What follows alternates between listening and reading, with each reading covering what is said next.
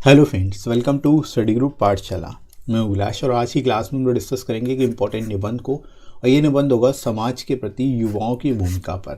ठीक है, ये काफ़ी ज़्यादा इंपॉर्टेंट टॉपिक हो सकता है, स्पेशली एसएससी सीएचएसएल के लिए और आपके अदर एग्ज़ाम्स के लिए आप इसको तैयार कर सकते हो, जैसे कि एसएससी सीजीएल एमटीएस और बैंक रिलेटेड एग्ज़ाम्स के लिए, राइट।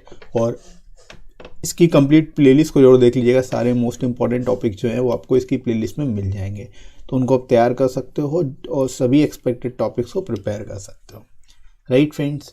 इसके साथ ही साथ फ्रेंड्स आप इन बुक्स को ले सकते हो, जिनमें जो आपको हिंदी और इंग्लिश दोनों में ही मिल जाएगी।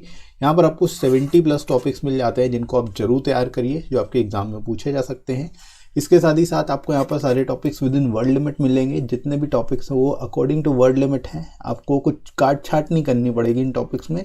साथ ही साथ सारे के सारे टॉपिक्स जो हैं आपको लेटेस्ट पैटर्न पर बेस्ड मिलेंगे, और जितने भी एक्सपेक्टेड टॉपिक्स हैं वो सभी इनमें दिए गए हैं। जितने रीसेंट टॉपिक्स हैं वो भी इनमें इंक्लूड कर दिए गए हैं।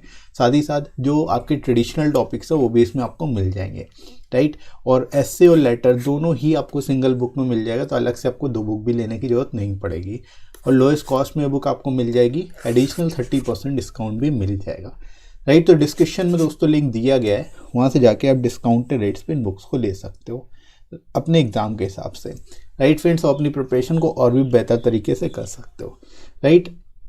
तो चलिए दोस्तों शुरुआत करते हैं आज की क्लास। Let's start.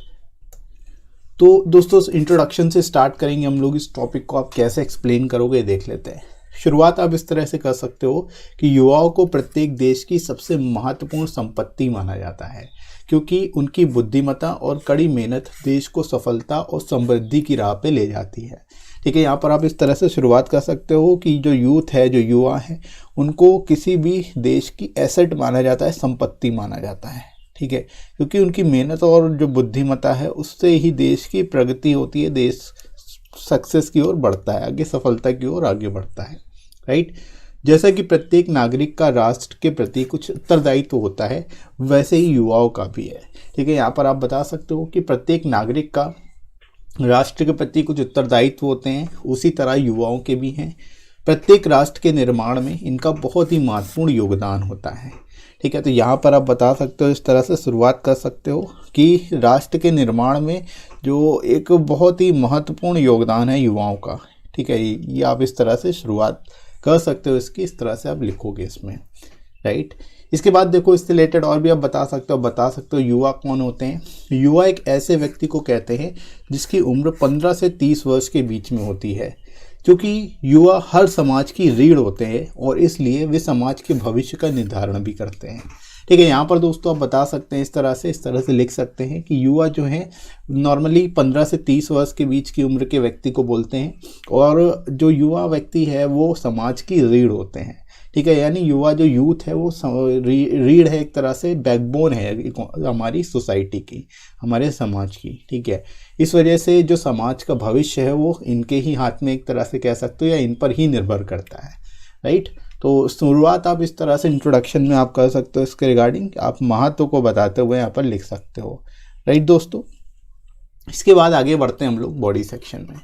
यहाँ पर आप बता सकते हो ऐसा इसलिए है क्योंकि अन्य सभी वर्ग जैसे कि बच्चे, किशोर, मध्यम आयु वर्ग या फिर वरिष्ठ नागरिक युवाओं पर भरोसा करते हैं और उनसे अब बहुत उम्मीदें रखते हैं।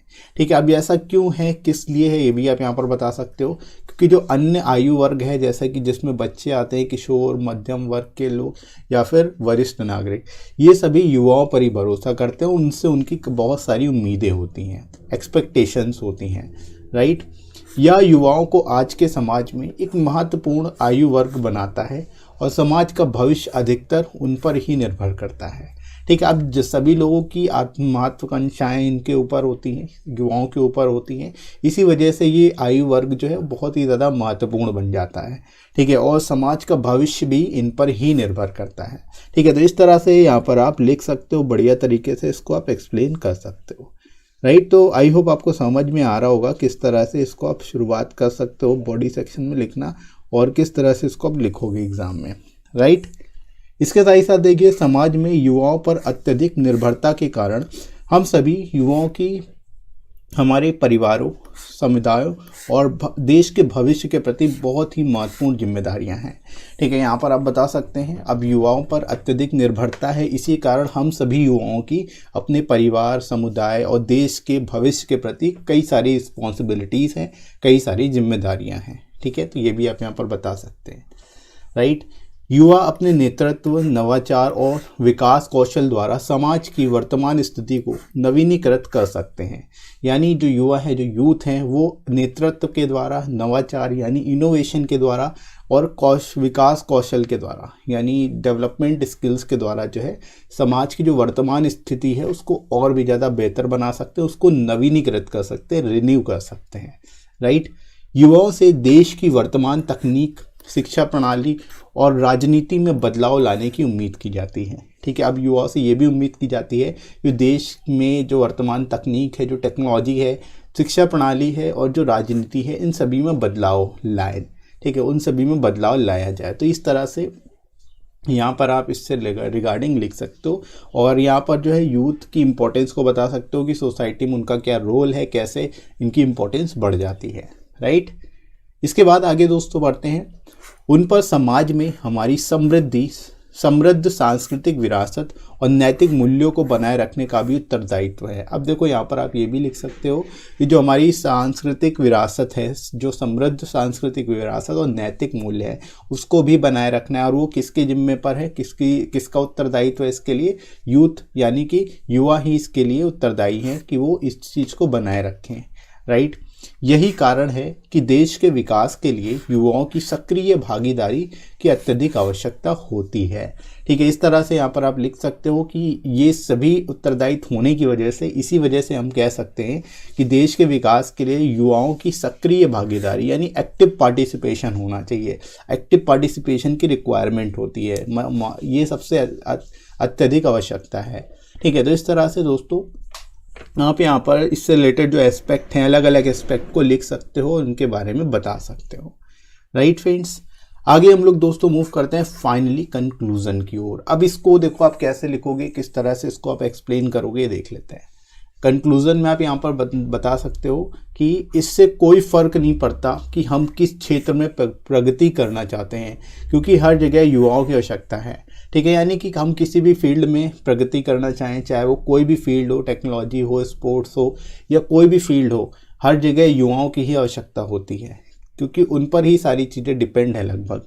राइट, हमारे युवाओं को अपनी आंतरिक शक्तियों और समाज में उनकी भूमिका के बारे में पता होना चाहिए।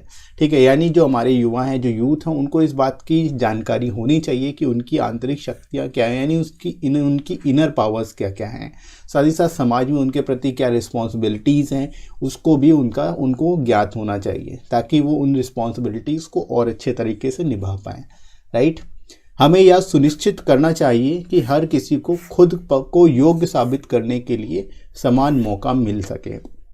ठीक है, अब हम यहाँ पर इस तरह से सजेशन दे सकते हैं कि हम सभी को इस तरह का एक सिचुएशन बनानी चाहिए, ऐसा सुनिश्चित करना चाहिए कि हर किसी को खुद को योग्य साबित करने का समान मौका मिले, सबको इक्वल अपॉर्चुनिटीज़ मिले अपने आप को प्रूव करने के लिए, वर्दी प्रूफ करने के लिए कि वो काबिल है। ठीक है, युवाओं के पास एक अलग दृष्टिकोण है जो पुरानी पीढ़ियों के पास नहीं था, जिसके द्वारा वे हमारे देश में विकास और समृद्धि ला सकते हैं। ठीक है, तो इस तरह से आप कंक्लूड करते हुए लिख सकते हो कि युवाओं के पास एक अलग दृष्टिकोण है, उनका नज़रिया अलग है, जिसकी वजह जो पुराने जो पीढ़ी थी उनसे अलग नज़रिया है, जिसकी वजह से वे हमारे देश में विकास और समृद्धि ले आएंगे। हमारे देश में डेवलपमेंट भी होगा और प्रॉस्परस भी होगा हमारा देश। ठीक है, तो इस तरह से आप इसको कंक्लूड करते हुए लिख सकते हो बेस्ट पॉसिबल वे में। और आई होप आप समझ पाए होंगे इसको आप बेस्ट तरीके से कैसे लिखोगे, बिल्कुल सिंपल लैंग्वेज में। सारे जो एक्सपेक्टेड चीज़ें थी वो सब इसमें कवर कर दी गई हैं, सारे एक्सपेक्टेड पॉइंट्स को डाल दिया गया है। ठीक है, और विद इन वर्ल्ड लिमिट आप इस तरह से इसको लिख सकते हो बेस्ट तरीके। ये होगा importance of youth in society पर। ठीक है, काफ़ी ज़्यादा इंपॉर्टेंट टॉपिक हो सकता है आप सभी के लिए, specially SSC, CHSL, CGL, MTS और बैंक से रिलेटेड एग्जाम्स के लिए आप इसको जरूर तैयार करिए और इसकी कंप्लीट प्लेलिस्ट को जरूर देख लीजिएगा। जितने भी मोस्ट इंपॉर्टेंट और रीसेंट टॉपिक्स हैं वो सभी आपको इसकी प्लेलिस्ट में मिल जाएंगे। ठीक है, तो इनको आप जरूर तैयार करिए और सारे टॉपिक्स को अच्छे से तैयार करते चलिए। और लेटर भी मैं आपको साथ में ही कराता चल रहा हूँ, तो उनको भी आप देख लेना, उसकी प्लेलिस्ट भी आपको डिस्क्रिप्शन में मिल जाएगी। ठीक है, लिंक दिया हुआ डिस्क्रिप्शन है, वहाँ से जाके आप दोनों की प्लेलिस्ट को वॉच कर सकते हो। राइट फ्रेंड्स, इसके साथ ही साथ फ्रेंड्स आप इन बुक्स को ले सकते हो जो आपको हिंदी इंग्लिश दोनों मिल जाएगी। यहाँ पर आपको 70+ टॉपिक्स मिल जाते हैं तैयार करने के लिए, जिनको आप तैयार कर लोगे तो कोई भी टॉपिक आपके एग्जाम में आता है तो उसको आप लिख पाओगे आसानी से। राइट, और यहाँ पर आपको विद इन वर्ल्ड लिमिट सारे के सारे टॉपिक्स मिल जाते हैं, लेटेस्ट पैटर्न पर बेस्ड होंगे सारे टॉपिक, और ऐसे लेटर दोनों ही आपको सिंगल बुक में मिल जाएंगे, तो अलग से 2 बुक लेने की जरूरत नहीं पड़ेगी, और एक ही बुक में आपको सारे मोस्ट इंपॉर्टेंट जो एसेज हैं और जो लेटर्स हैं वो दोनों ही मिल जाएंगे। राइट, और लोएस्ट कॉस्ट में आपको ये बुक मिल जाएगी, एडिशनल 30% डिस्काउंट भी मिल जाएगा। तो डिस्क्रिप्शन में दोस्तों लिंक दिया गया है, वहाँ से जाके आप डिस्काउंटेड रेट्स में इन बुक्स को ले सकते हो अपने एग्जाम के हिसाब से, एसएससी, सीजीएल, सीएचएसएल, जीएसटी या फिर आईपीएस, पीओ के लिए। राइट फ्रेंड्स, तो चलिए शुरुआत करते हैं दोस्तों आज की क्लास की। Let's start. दोस्तों इंट्रोडक्शन से स्टार्ट करेंगे इस टॉपिक को हम लोग, इसको कैसे किस तरह से इंट्रोड्यूस करना है, शुरुआत करना है, ये हम लोग यहाँ पर देख लेते हैं। तो आप शुरुआत कर सकते हो। Youth is considered as the greatest asset for a country as their intelligence and hard work will take the country on the path of success and prosperity। ठीक है, आप यहाँ पर इस तरह से शुरुआत कर सकते हो कि यूथ को जो है ग्रेटेस्ट एसेट माना जाता है किसी भी कंट्री की, क्योंकि उनकी इंटेलिजेंस और हार्डवर्क के द्वारा ही कोई कंट्री जो है सक्सेसफुल हो सकती है और प्रॉस्पर हो सकती है, संपन्न हो सकती है। Right, every citizen has some responsibilities toward the nation, so the youth too। यानी कि हर एक व्यक्ति की कुछ रिस्पॉन्सिबिलिटीज होती हैं नेशन के विरुद्ध, नेशन के तरफ, ठीक है, ये अपनी कंट्री की तरफ, ऐसे ही यूथ की भी है। ठीक है, they are the building blocks of any nation, यानी किसी भी कंट्री के लिए, किसी भी नेशन के लिए जो यूथ है वो एक तरह से बिल्डिंग ब्लॉक्स हैं, यानी कि यूथ से ही कोई किसी भी नेशन का निर्माण होता है, किसी देश का या कंट्री का निर्माण होता है। ठीक है, तो यहाँ पर आप बता सकते हो they are the building blocks of any nation. Right, तो इस तरह से शुरुआत आप कर लोगे इसकी। A youth is a person whose age is between 15 to 30 years without considering their gender. ठीक है, यानी यूथ किसको बोलते हैं, वो व्यक्ति होता है जिसकी एज जो है 15 से 30 साल के बीच में है। उन बेसिकली चाहे वो मेल हो चाहे फीमेल हो, ठीक है, उस सबको यूथ बोला जाएगा, या यूथ की श्रेणी में आएंगे ये सभी। Right, as the youth are the backbone of a society and hence they determine the future of any given society। यानी कि जो यूथ हैं वो एक तरह से बैकबोन होते हैं सोसाइटी की रीढ़ होते हैं, इस वजह से ही उनका वो डिटरमाइन करते हैं कि उनकी सोसाइटी का फ्यूचर कैसा होगा। ठीक है, तो फ्यूचर जो है बेसिकली सोसाइटी का वो डिपेंड करता है यूथ के ऊपर। ठीक है, तो इस तरह से यहाँ पर जो है आप शुरुआत कर सकते हो, इंपॉर्टेंस बता सकते हो यूथ की। राइट, किसी भी सोसाइटी के लिए। राइट दोस्तों, इसके बाद आगे दोस्तों हम लोग मूव करते हैं बॉडी सेक्शन में।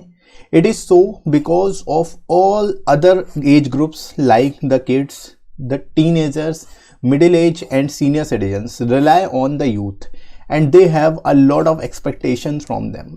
ठीक है, यहाँ पर आप बता सकते हो ऐसा इसलिए है क्योंकि जो अदर एज ग्रुप्स हैं, चाहे वो किड्स हो, टीनेजर्स हो, मिडिल एज हो या फिर सीनियर सिटीजन्स हो, ये सभी कहीं ना कहीं यूथ पर रिलाय करते हैं, यूथ पर डिपेंड होते हैं।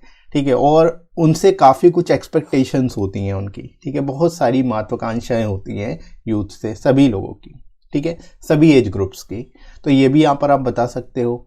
This makes the youth to be an important age group in today's society and the future of society highly depends on them।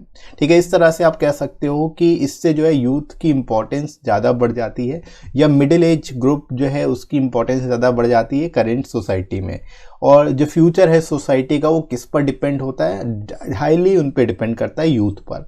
ठीक है, तो इस तरह से यहाँ पर जो है आप लिख सकते हो, इम्पोर्टेंस बताते हुए सारी चीज़ों को यहाँ पर एक्सपेक्टेशन से लेकर के सारी चीज़ें आप बता सकते हो। राइट, अब इससे रिलेटेड और भी चीज़ें आप आगे बढ़ोगे, जैसे कि due to high dependency on youth in society we all have a very important role to play as the future of our families, communities and the country lies in our hand. ठीक है, यानी कि क्योंकि high dependency है youth के ऊपर, तो हम सभी का एक इम्पॉर्टेंट रोल, एक अहम रोल है जो कि हमें प्ले करना होता है, क्योंकि हमारा जो फैमिलीज हैं या फिर कम्युनिटी है या फिर कंट्री है, इन सब का फ्यूचर हमारे हाथों में ही है। ठीक है, तो इस तरह से यहाँ पर जो है आप बता सकते हो इम्पोर्टेंस को, और कैसे बता सकते हो, कैसे हम बेसिकली चेंज कर सकते हैं अपने से रिलेटेड चीज़ों को, या अपने से रिलेटेड जो हमारी सराउंडिंग्स है उसको कैसे बदलाव ला सकते हैं उसमें। ठीक है, तो इस तरह से लिखोगे आप। इसके बाद दोस्तों आगे हम लोग और बढ़ते हैं बॉडी सेक्शन में ही। Youth can renew the current status of the society by their leadership, innovation and development skills.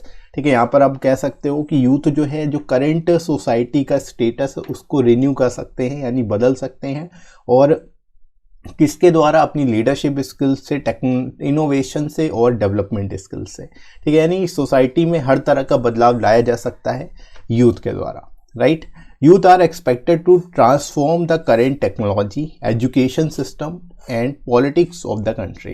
यानी यूथ जो है, यूथ से एक्सपेक्ट किया जाता है कि वो अब करेंट टेक्नोलॉजी, एजुकेशन सिस्टम और पॉलिटिक्स में बदलाव लाएं। ठीक है, ताकि हमारी कंट्री में सकारात्मक बदलाव देखने को मिले। ठीक है, तो इस तरह से यहाँ पर आप इससे रिलेटेड लिख सकते हो, right. They also have to maintain our rich cultural heritage and ethical values in the societies. ठीक है, आप यह भी कह सकते हो कि यूथ को जो है हमारी जो है रिच कल्चरल हेरिटेज को भी संभालना है, मेंटेन करना है, साथ ही साथ जो एथिकल वैल्यूज है सोसाइटी में उनको भी मेंटेन करके रखना है, right. This is why the development of a country requires active participation of the youth. ठीक है, यानी कि इसीलिए यही एक कारण है जिसके कारण जो है किसी भी कंट्री का डेवलपमेंट, किसी भी कंट्री के डेवलपमेंट में, विकास में, किसी भी देश के विकास में एक्टिव पार्टिसिपेशन की रिक्वायरमेंट होती है यूथ की। ठीक है, यानी यूथ जो है, जो युवा है, उनकी बहुत ही ज़्यादा रिक्वायरमेंट होती है एक्टिव पार्टिसिपेशन की, राइट। तो इस तरह से यहाँ पर जो है आप इसके बारे में लिख सकते हो बढ़िया तरीके से, राइट। इसके बाद देखो फाइनली कंक्लूजन की ओर मूव करेंगे। अब यहाँ पर आप सजेशन दे सकते हो, चीज़ों से रिलेटेड और भी चीज़ें बता सकते हो, जैसे it does not matter in which field we want to progress. ठीक है, यानी कि एज अ यूथ हम जिस भी फील्ड में बेसिकली प्रोग्रेस करना चाहते हैं ये मैटर नहीं करता, आइदर इन टेक्निकल और sports, youth is required everywhere. ठीक है, हम किसी भी फील्ड में प्रोग्रेस करना चाहते हो, हम सभी, चाहे वो टेक्निकल हो चाहे वो स्पोर्ट्स हो, हर जगह यूथ की रिक्वायरमेंट होती है। यानी यूथ ही जो है आगे कंट्री को डेवलप करने में हेल्प कर सकती है। ठीक है, इसके अलावा देखो अवर youth must aware of their inner powers, यानी यूथ को अपनी इनर पावर्स को जगाना होगा या उनको उससे अवेयर होना होगा, and the role they have to play in the society, और उनको ये भी रियलाइज होना चाहिए कि उन्हें अपनी सोसाइटी के प्रति क्या रोल प्ले करना है, यानी क्या बेसिकली उनकी रिस्पॉन्सिबिलिटीज़ हैं, कैसे उनको सोसाइटी में अपनी पोजीशन या स्टेटस को मेंटेन करें, इसी जो है, जो सोसाइटी है उसमें जो इविल्स हैं उनको कैसे मिटाना है, ये सारी चीज़ें जो है, इस तरह का जो रोल है वो उनको पहले से पता होना चाहिए, राइट। तो ये चीज़ उनको अवेयर कराई जानी चाहिए, right. We must make sure that everyone must be given equal chance to prove themselves worthy। ठीक है, इसके अलावा हम सबको ये भी प्रयास करना चाहिए, ये भी मेक श्योर करना चाहिए कि हर किसी को इक्वल चांस मिले ताकि वो अपने आप को वर्दी जो है प्रूव कर सके, right. The youth have a different outlook which the older generation don't have.